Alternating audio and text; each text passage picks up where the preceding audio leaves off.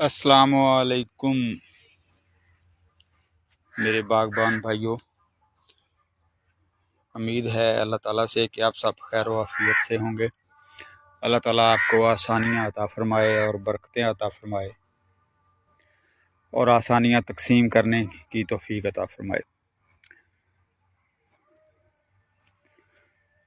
मोहतरम अहबाब, आज से कोई 1.5 पौने 2 साल पहले मैंने एक ट्विन लाइन का कॉन्सेप्ट जो है वो शेयर किया था आप लोगों के साथ। वो कॉन्सेप्ट बेसिकली 10 बाई 10 की प्लांटिंग के नज़रिया पे था, जिसमें हम 400 पौधे पर एकड़ लगाते हैं। लेकिन 10 बाई 10 में एक मसला ये था कि वो बाग कल्टीवेट नहीं होता था, किसी साइड पे भी उसमें हल नहीं चलाया जा सकता था। कुछ अरसे के बाद हल चलाना बहुत मुश्किल था। फिर आप मल्चिंग वल्चिंग गोडी हाथों से या किसी छोटी मशीन से ही कर सकते थे। ट्रैक्टर से हल चलाना नामुमकिन था। चले, अगर आप पूरे एकड़ को कल्टीवेट नहीं कर सकते तो बाग को एक साइड से तो कल्टीवेट करना जो है वो चाहिए, साल में 1 या 2 दफ़ा, ताकि ज़मीन थोड़ी जो है वो नाइट्रोजन ज़्यादा जज़ब कर सके और उसका जो तय बन जाती है वो ब्रेक हो जाए। तो इस बात पे गौर करते करते करते मुझे तकरीबन 1.5 साल से ज़्यादा अरसा लग गया। इसके मुख्तलिफ़ पहलुओं पे गौर किया और फिर प्रूनिंग पे गौर किया कि अगर हम 400 पौधा लगाते हैं तो हमें प्रूनिंग भी करनी पड़ेगी, लेबर कॉस्ट है और बहुत सारे मसाइल हैं। इन सब चीज़ों को मद्देनज़र रखा गया।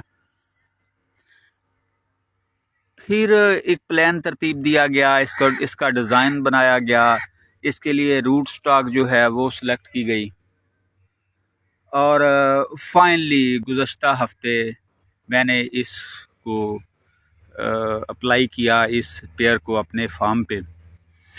मेरे पास 10 by 10, 13 by 18, 15 by 15, 14 by 14, 18 by 18, 20 by 20 ये सारे पेयर लगे हुए हैं। लेकिन मैं किसी भी पेयर से सेटिस्फाई नहीं था, क्योंकि 10 बाई 10 का जो हमने ट्रायल लगाया था उसमें वही मसला है कि वो कल्टीवेट नहीं होता। पौधे जो हैं एक दूसरे के साथ जुड़ गए और उनको प्रूनिंग करते हैं तो फल मतलूबा नहीं मिलता। बाकी जो पेयर्स हैं उसमें भी हमारा वो जो टारगेट हम सोचते हैं यूरोपियन को मद्देनज़र रखते हुए वो पूरा नहीं होता। तो इन सारी चीज़ों को फ़र्दन फ़र्दन इन पे गौर किया, तो उसके बाद फिर लास्ट पे इस पेयर को मैंने एक बहुत ही मुनफरिद और यूनिक सा एक पेयर पाया और फिर मैंने इसको अप्लाई किया। इंशाल्लाह अगले जो ये फरवरी 2022 है इस तक 5 एकड़ जो है ये ट्विन लाइन पे शिफ्ट हो जाएगा। इसमें कुछ पुराना लगा हुआ है, जिस तरह ये मेरा लगा हुआ बाग है ये 20 बाई 20 पे लगा हुआ है। इसमें लाइन से लाइन और पौधे से पौधा 20 फीट है। इसको ट्विन कर दिया गया है। और ये जो साथ वाला आपको पोर्शन नज़र आ रहा है, ये आम के साथ वाला पोर्शन, ये बेसिकली मेरा रिसर्च का हिस्सा है। इसको इस फरवरी में जब ये फ्रूट उतर जाएगा तो इसको ख़त्म कर दिया जाएगा और इस सारी जगह पे ट्विन लाइन को अप्लाई किया जाएगा। अब ट्विन लाइन में बेनिफिट क्या है मैं आपको फर्दन फर्दन समझाता हूँ, ताकि बहुत सारे पिछले दिनों जब मैंने इस पे बात की तो एक गुज्जर साहब थे, वो इसकी प्रूनिंग के ही पीछे पड़ गए थे। उन्होंने मुझसे ये नहीं पूछा कि आप रूट स्टॉक कौन सा इस्तेमाल करेंगे, वो उसी पे कि हमारे पौधे बड़े हो गए हैं हमें प्रूनिंग करना पड़ती है, 20 बाई 20 पे ट्रैक्टर नहीं गुजरता। तो जब कोई रिसर्चर, कोई तहकीक करने वाला कुछ डिज़ाइन करता है तो उसके सारे पहलुओं पर गौर करता है और उसमें से कोई भी ऐसा पहलू नहीं होता जो आप सोचें और उसने ना सोचा हो। अब हम इसको फर्दन फर्दन देखते हैं कि ये कैसे डिज़ाइन हुआ है।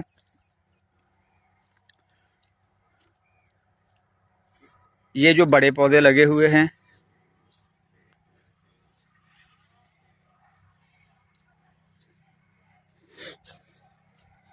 ये वाला पौधा, इससे ये वाला बड़ा पौधा जो है 20 फीट है,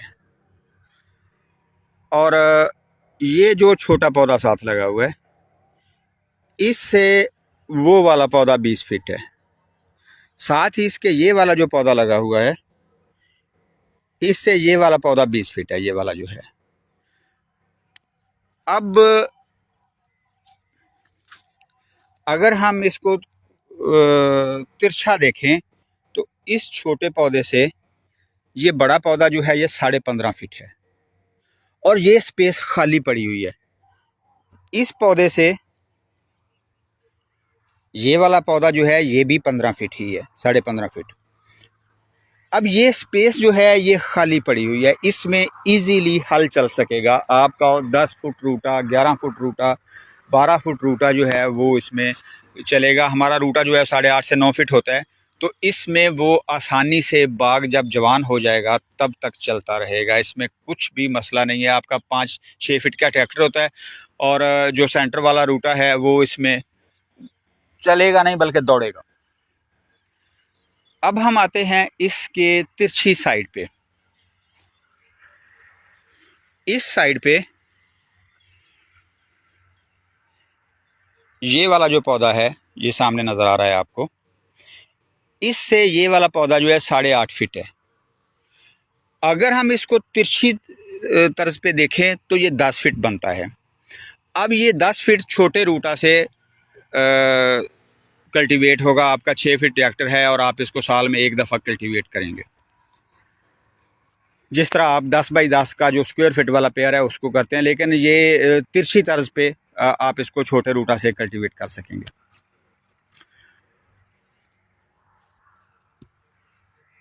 इस पौधे से ये वाला पौधा जो है ये 8.5 फीट है, इससे वो वाला पौधा 8.5 फीट है, इससे वो बड़ा पौधा 8.5 फीट है।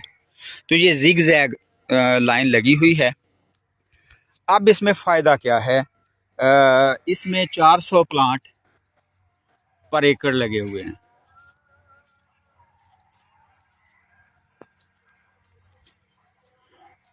हमारे पास एक मसला था और है अब भी, और वो रहेगा भी जब तक हम अपनी सोच को चेंज नहीं करेंगे, कुछ नई टेक्नोलॉजी, कुछ नए तरीक़ाकार को अडॉप्ट नहीं करेंगे।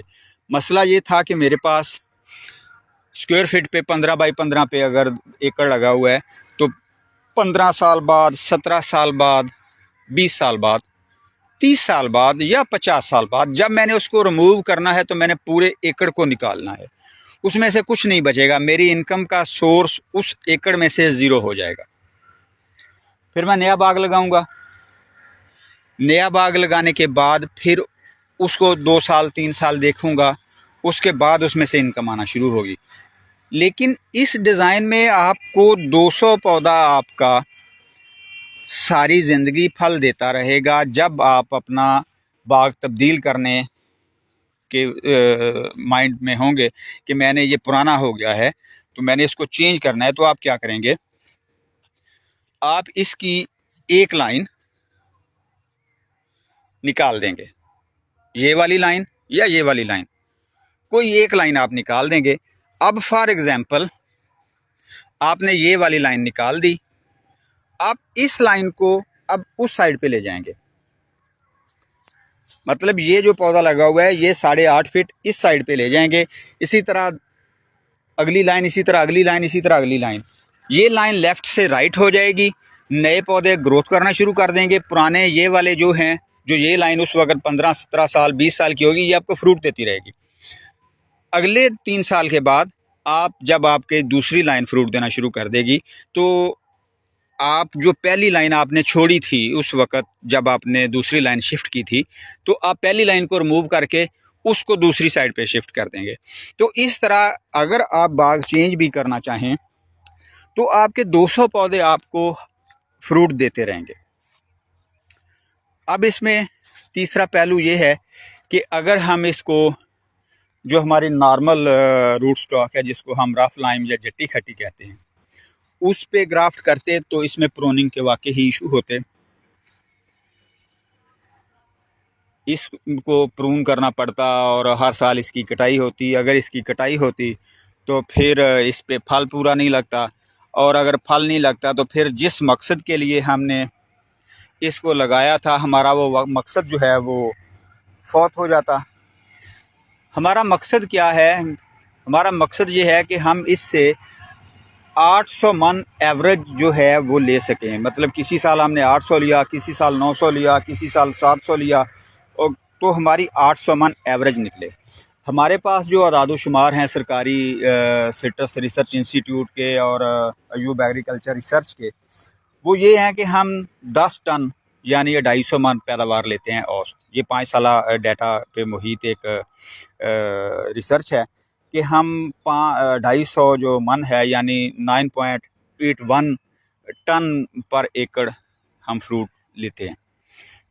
तो ये पैदावार जो है ये कोई पैदावार नहीं है। यूरोप वाले जो हैं वो 30 टन 25 टन फ्रूट लेते हैं और कुछ तो 40 टन तक पहुँचे हुए हैं, लेकिन हम वही 10 टन पे अटके हुए हैं। अगर किसी से कुछ बात की जाए तो वो बंदा मानता नहीं है, गले पड़ जाता है।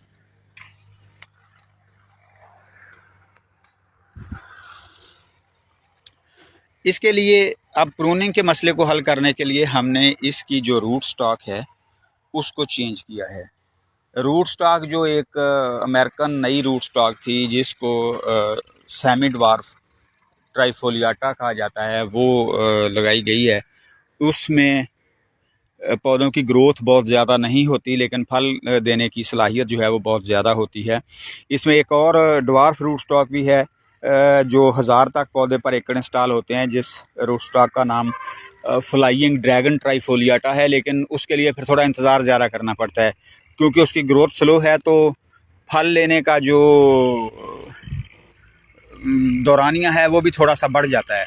मतलब ये हमारा नॉर्मल जो ट्राइफोलियाटा सेमी ड्वार्फ है, नॉर्मल औकात जो हमारे हैं जटी खटी वाले उस पे फल लेंगे, लेकिन जब इसको ड्वार्फ पे ले जाएंगे उस पे फ्लाइंग ड्रैगन पे, तो फिर ये 5 साल बाद फल देगा।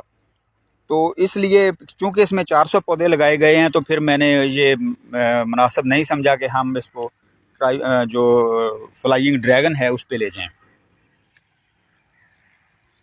ये एक बेहतरीन पेड़ है। मैं किसी को ये नहीं कहता कि आप इसको लगाएं, लेकिन मैंने ख़ुद इसको लगाया है और मैं अपना आगे जितना भी बाग लगा हुआ है 18 बाई 18 पे या इससे कम डिस्टेंस पे, उसको इसी हिसाब से ट्विन करने की कोशिश में हूँ।